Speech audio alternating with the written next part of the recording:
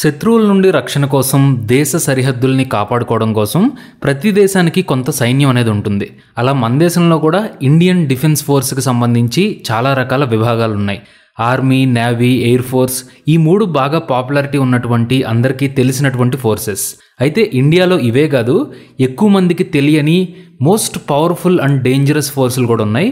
North side మంచుతో కప్పబడినటువంటి హిమాలయాల దగ్గర నుండి సౌత్ సైడ్ ఉన్నటువంటి ట్రాపికల్ ఫారెస్ట్ల వరకు ప్రతి చోట యాక్యురసీ అండ్ సీక్రెసీతో ఈ స్పెషల్ ఫోర్సులు చాలా పకడ్బందీగా పనిచేస్తూ ఉంటాయి. ఈ ఇండియన్ స్పెషల్ ఫోర్సులకి ప్రపంచవ్యాప్తంగా కూడా గుర్తింపు ఉంది.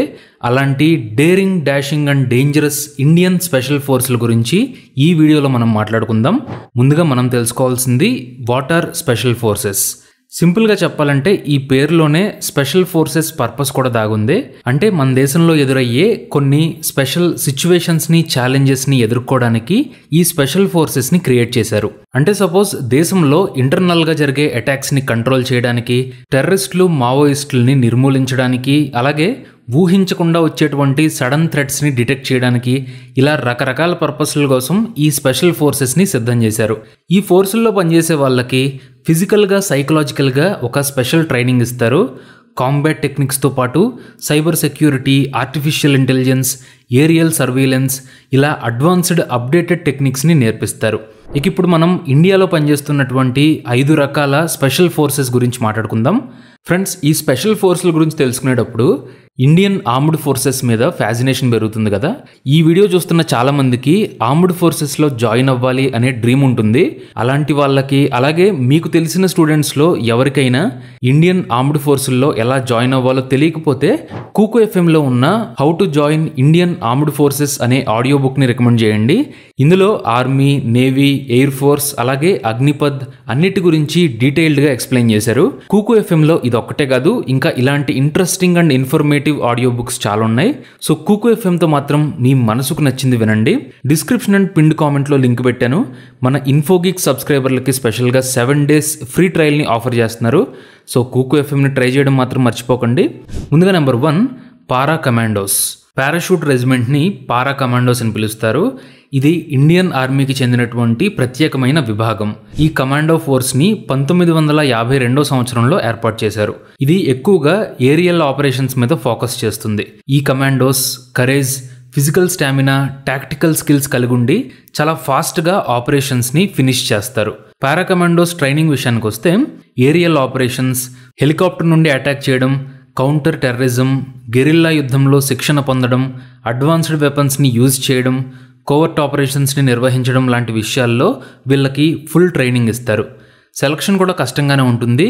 సెలెక్ట్ అయిన వాళ్ళకి 90 days అబ్జర్వేషన్ పీరియడ్ ఉంటుంది. ఇప్పటి వరకు ఈ పారా కమాండోస్ 1984లో సియాచిన్ గ్లేషియర్ ప్రాంతంలో నిర్వహించినటువంటి ఆపరేషన్ మేఘదూత్ని, 1987లో శ్రీలంక ప్రాంతంలో జరిగినటువంటి ఆపరేషన్ పవన్, అలాగే 1990లో కశ్మీర్ దగ్గర చేపట్టినటువంటి ఆపరేషన్ రక్షక్, జమ్మూ కాశ్మీర్లో జరిపినటువంటి కౌంటర్ టెర్రరిజం ఆపరేషన్స్, ఇలా చాలా ముఖ్యమైన మిషన్స్ని చేపట్టారు.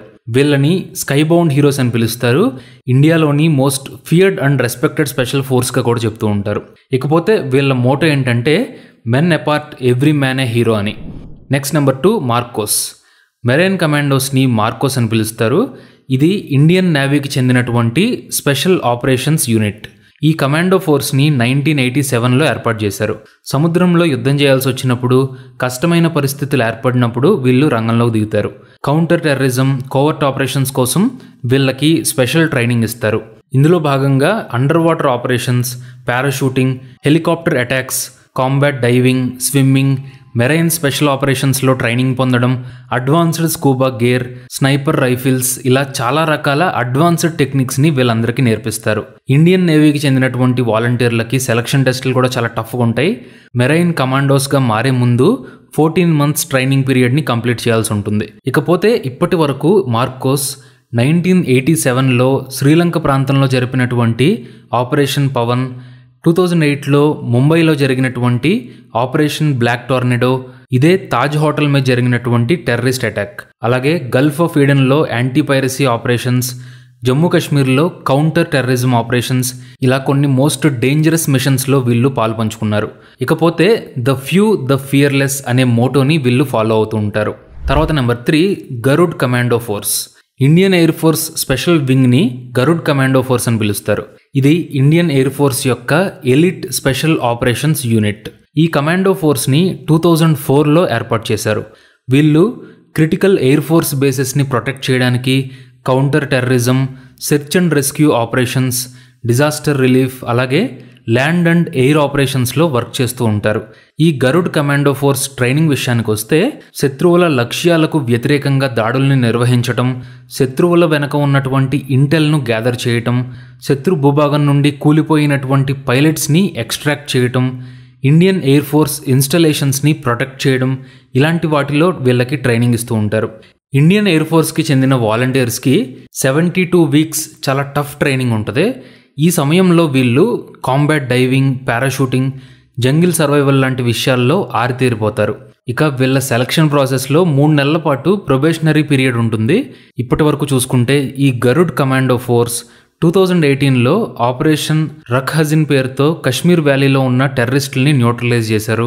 అలాగే 2016లో పఠాన్కోట్ అటాక్లో చొరబాటు ఉగ్రవాదుల విషయంలో కీలకమైన పాత్రని పోషించారు.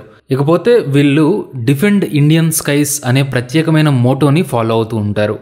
Next number 4 national security guard NSG. ఈ ఎన్ఎస్జీని national security guard commando force అని పిలుస్తారు.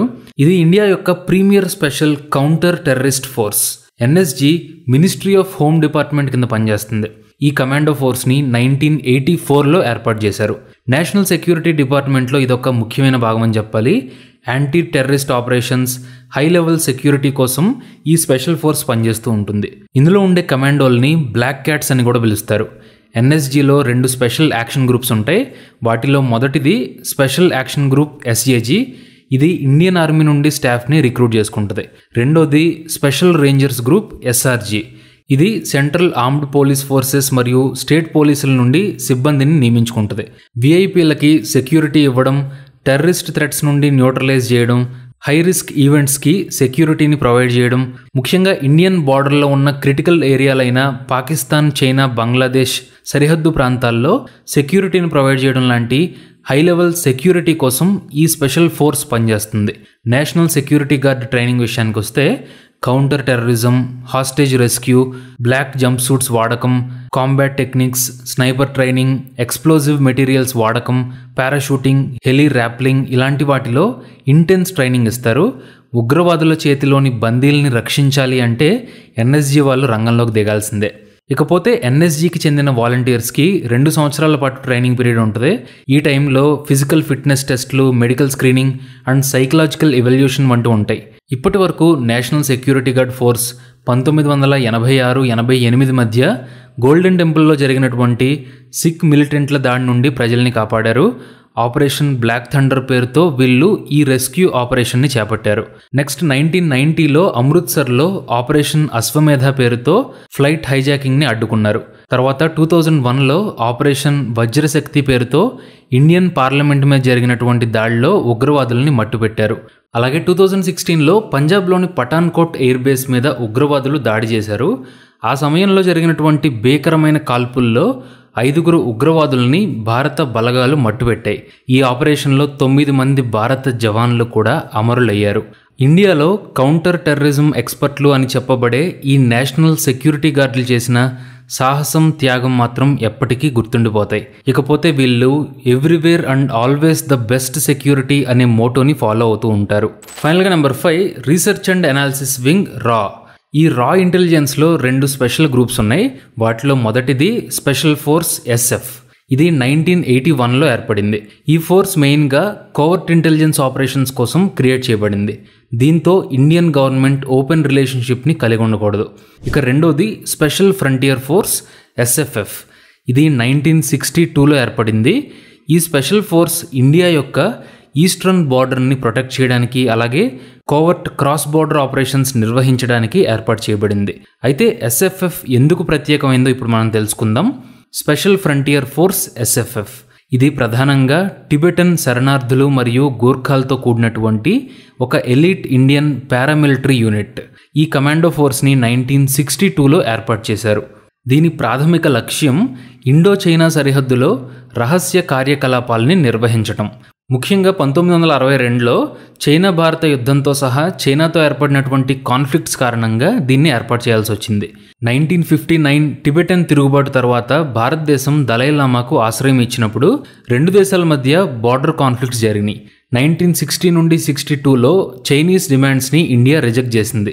దీంతో చైనీస్ మిలిటరీ యాక్షన్ మరింత అగ్రెసివ్గా మారిపోయింది. అదే సమయంలో యుఎస్ అండ్ యూకే మన దేశానికి అడ్వాన్స్డ్ వెపన్స్ని అమ్మడానికి నిరాకరించాయి. సో సైనిక సహాయం కోసం రష్యాని ఆశ్రయించాల్సి వచ్చింది. సరైన సమయానికి సరైన మిలిటరీ పవర్ లేకపోవడంతో అప్పట్లో ఇండియా బార్డర్ సెక్యూరిటీలో కొంత ఫెయిల్ అయిందని చెప్పాలి. అలాగే చైనాతో గొడవైనప్పుడు కూడా వేరే దేశాల నుండి సరైన సపోర్ట్ లేకపోవడంతో భారతదేశం తీవ్ర నిరాశని ఎదుర్కొంది. అప్పుడే ఇండియా డిసైడ్ అయింది చైనాకి ఎగనెస్ట్గా బార్డర్ ఏరియాస్లో కోవర్ట్ ఆపరేషన్స్ని కండక్ట్ చేయడానికి ఒక స్పెషల్ యూనిట్ కావాలి అని. అందుకే ఎస్ఎఫ్ఎఫ్ లాంటి ఒక డెడికేటెడ్ ఫోర్స్ని రెడీ చేసింది.